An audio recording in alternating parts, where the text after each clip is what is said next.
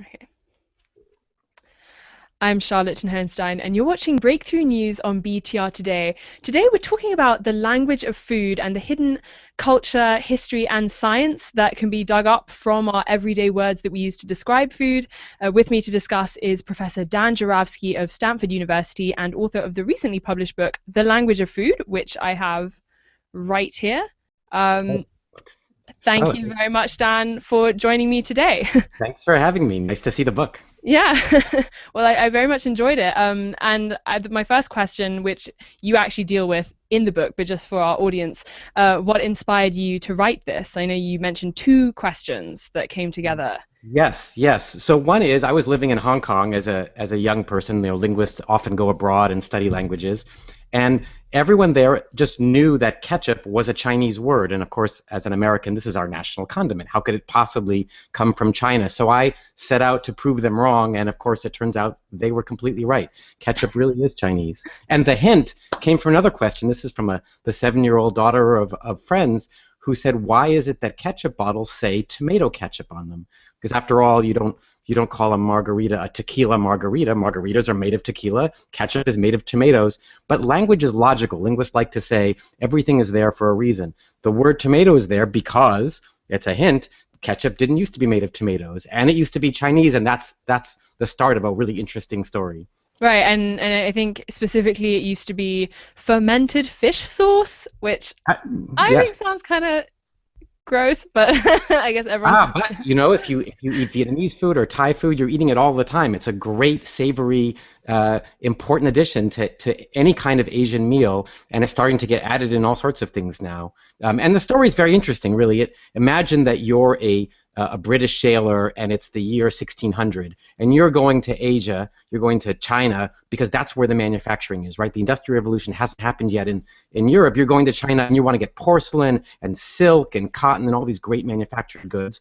And what are you drinking on these boats? Well, you can't drink, it's hard to find fresh water, so you bring along beer and wine. Well, hops haven't been invented yet, so beer goes bad in this long sea voyage crossing the equator. Wine isn't stored very well, it goes bad. You're drinking this sour beer and wine. So the British sailors, they get to Indonesia and they find these ethnic Chinese making a new thing, distilled alcohol, this liquor called arak. So distillation's been invented in Europe.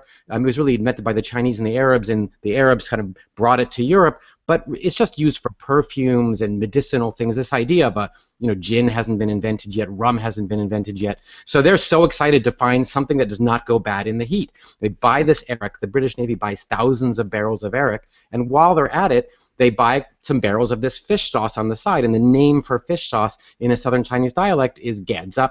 And they bring it back to England and they start messing with it. You've got this luxury imported product, really expensive, shipping it across the world. So you get knockoffs. And so you get knockoff ketchups made out of mushrooms and walnuts, and tomatoes come from the New World, and they start adding tomatoes. And that's the story of ketchup. Is really, it's all there in the word, in the name. We still use the name from this Chinese dialect 500 years ago. Wow, and the book is full of other stories like that. I would counter that in a lot of tomato ketchup today. I mean, how much tomato is there really in it at this Oh, point? it's a good question. It's certainly the first Maybe you ingredient, do I'm want to put it sure, on there. is sugar. But I suspect it's the second ingredient. I don't. We should go look. But Yeah, wait, right. I have some ketchup right here. Let me look. Oh, okay. All right, here we go. Here we go. Ketchup. Oh yeah, it's the first ingredient. Oh, okay. Well, Yeah, that's my encouraging. little bottle of Heinz. You never know. Tomato concentrate, and then vinegar, and then lots of sugar. Oh, sugar mentioned in two different places, so maybe there's Oh, in fact more sugar okay. than Well, tomato. so something that you've mentioned also in your writing in articles is that there's this sort of aversion to writing about food in academic circles because it's a little bit too pop. Was this something that you thought about a lot over the course of writing this book? And if so, why did you decide to push forward anyway? Yeah, it definitely was something that I have trouble convincing graduate students to work on because it is a little pop, and I think in academia, you want to work on big big theoretical questions. But actually, what I discovered over time is that food really offers these big theoretical questions. You know, everybody eats, and food is, you know, you can think of a recipe as a technology. Studying how recipes are modified and borrowed is really a perfect example of the history of science, but it's something that everybody knows about. And because it's so popular, you can look at cookbooks and things. We have lots of evidence for how food traveled, like ketchup, that tells you a lot about how science progresses over time. And so Wow. I tried to get undergraduates interested in this. I had this really great freshman course, The Language of Food, a little freshman seminar to get freshmen excited about research. And that really also got me going on writing the book. So over the course of this research, did you have any particular favorite surprises or discoveries? Because I mean, it's packed with really quirky anecdotes that you would never have guessed. I for whatever reason, I was particularly taken with the fact that macaroni and macaroons, as you might expect from the sound, but that they come from the same substance. I What had did no you? idea. You know, you would have thought from the sound that they're the same, but I was surprised, and or even the fact that macaroons and macarons were really just the exact same thing historically. Yeah, and macaroni, that seems very different. So that really got me. I was also very surprised um, by the things we found in restaurant reviews. So we looked at these a million online restaurant, you know, Yelp reviews, the kind of things you write about restaurants, and we thought we were going to find people just talking about food. And we found all these interesting facts about psychology instead. So, for example, when people write a one-star review, if they really hate a restaurant, we thought, oh, they're going to talk about greasy food. But instead, they used the language, exactly the same language that people use when they're suffering trauma. So Oh after my 9/11, God. people are writing on these blog posts after 9/11 about the terrible stuff that happened. They use this particular language. They use the past tense. They talk about, you know, these things happened in the past.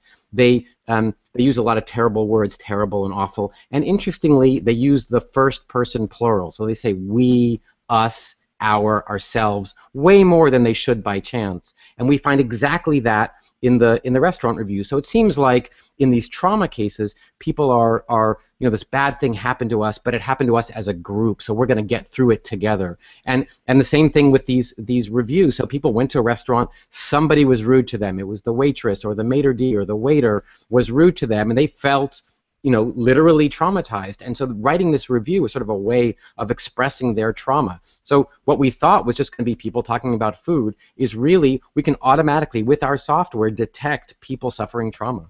Wow, I mean it's obviously the trauma element is not funny, but it is funny that food and the experience of food could be that horrific Yeah, that yeah. So right, you this wouldn't would expect happen. that, but it also tells us something about food, which is really, it's all about personal interaction. Right? It's not the greasy food that traumatizes you. All of these one-star reviews were like somebody was really mean, somebody made me wait, or was rude to my face. There's something about human interactions. You know, we're very sensitive to how other people treat us, and this just kind of drives that point home. Well, I guess with with greasy food and the like, there sometimes can be an almost pride in it if you are with friends, you know, and you're almost like deliberately eating this like disgusting thing for novelty value. And you certainly have these TV shows about, you know, like the largest, most bacon-packed, whatever, cheese-covered hamburger, you know, and like if it Absolutely. were just the physical substance, then like all of that would be traumatizing as opposed to Right, a right. lot of And it's not, fun. and in fact, you know, it's funny you should mention that because we also looked at when people like food, when they, for example, if they like junky, cheap food, how do they talk about that on the reviews? And we found a big difference between how they talk about junky, cheap food and really expensive food. So the cheap food, they use the metaphor of drugs. So they talk about craving and how the chocolate was like crack, or I crave those French fries, or those French fries are my drug of choice. So there's something about these, you know, unhealthy, cheap food. You feel guilty about eating them, and by talking about them with this metaphor of drugs, it's like saying that we're sort of distancing ourselves from this guilt. Like, it's not my fault I ate the French fry. It was a drug. I was addicted. It forced me to eat it. It kind of, you know, forced itself down my throat. And so let's just feel a little better about it. And in fact, we found that women who presumably are much more pressured by society to conform to our ideals of healthy eating, they're much more likely to use this metaphor of food as a drug. Hmm. And then don't you also, I think you also found that for expensive restaurants, the language is very similar to comparing food to sex. right? Exactly. So you talk about Which is so funny. orgasms from chocolate and voluptuous ice cream, and my very favorite is a very naughty deep fried pork belly. So there's something about really unctuous, delicious, expensive food that makes us draw on metaphors of sex. Those sensual pleasures are somehow similar, but only for expensive food. The French fries, they're not like sex; they're like drugs. Wow, that's absolutely bizarre and fascinating. Well, we are going to take a break. We'll be right back in a moment after this quick excerpt from an episode of Live Studio featuring Streets of Laredo. So this is where the music break goes, Okay, cool, which will be added in. Okay, cool. cool. We are back talking about the language of food with Dan Jarabski. So, Dan, what were the biggest challenges in approaching this? I know that you use a lot of computers in your research. Was that a big influence in how you approach this topic, or was it just an excuse to go to, restaurant after restaurant and just pig out on food? Well, I will say yes. The benefits. Yeah, this is a research that has a lot of good side benefits. The travel and the eating were great, but I would say the research has two components. There's the historical story. How ketchup became what it is today, and that's benefited by this huge change in research. It used to be, even 10 years ago, certainly 20 years ago, if you wanted to study, so I read these reports of these early English traders going to China in the year 1700. How would you read their reports? Well, they were on microfilm in some library somewhere. And so you'd go to your library and you'd request the microfilm, and a month later it would arrive. You'd go into the basement of the library with your microfilm, and it would, this took forever. And so I tried to start this research, quite a long time ago, and it was very painful and slow. And of course, since then, all those things are on Google Books now. So you can not only read these things online on your desktop, in your pajamas, but you can search them because we've scanned the text in. You can look for the word ketchup and say, where is it in this text? And zoom right in on things. So that's been really, the computer has made this research, the historical part of the research, possible. But also the modern part, there's the study of menus or of restaurant reviews, or I'm hoping to look at recipes next. But all these reviews, they're on the web, and we can just write software to download the reviews and to count the words and to explore what kind of metaphors or people are using, and that's possible by sort of combining these really, computational linguistics, my field. You're combining a humanities interest like language and history with this computer tool that's going to help you find these things out. And then because I mean, I guess a lot of the book is more about telling these stories, and then you offer some recipes as well. But was the actual, I know I was joking about it earlier, was the actual like tasting element of food, was that still important? That's not Yeah, supposed to be I a mean, question, but yeah, I didn't talk so much I don't do any reviewing right. of the taste of different foods. But for example, I talk about how cuisines are different from each other and what makes the structure of cuisines different. And for example, Chinese doesn't have dessert in its cuisine. So, but they do have sweet food. So I did a lot of looking around at different foods and different cuisines to understand, well, what is the structure of the cuisine? How can we think of a cuisine like a language? And that did require a lot of poking around in different cuisines and old cookbooks and things. So has this book, would you say it's changed the way that you eat comprehensively? Well, it makes me more interested in everything. That's what I would say. Normally when I would eat, I'd be like, oh, here's an interesting food from an interesting culture. But now I often ask myself, the grammar of the cuisine. How does this food fit into how people eat in that culture? I think a lot now more about the words. Where does this word come from anyway? Why do we call it that? And could the story of why we call it that really be telling us something deeper than just about this food? Hmm. Well, we are going to have to wrap up very soon. Right before we do, one of my last questions will be, what are the main currents or trends that you're observing right now in terms of shifts in the language that we use? I know you've mentioned in your writing that French as a language for cuisine has kind of gone downhill a bit. It's not really used as much in menus. Are there any other things that you notice? Yeah, so this idea of that French is going away, and what's replacing it? So you think about menus 100 years ago, a fancy restaurant would be in French, even if it was an Italian restaurant. The menu would be entirely in French because French was the language of high culture. That's just changed. It changed, recently after it certainly was still true in the 1970s, I would say. So it's the last 50 years or so. There's been this shift to where, you can have fancy Italian restaurants and fancy Japanese restaurants, and that was just unthinkable in 1940, let's say. And so then in that case, how do you mark, if you're a restaurant, how do you mark that you're high culture?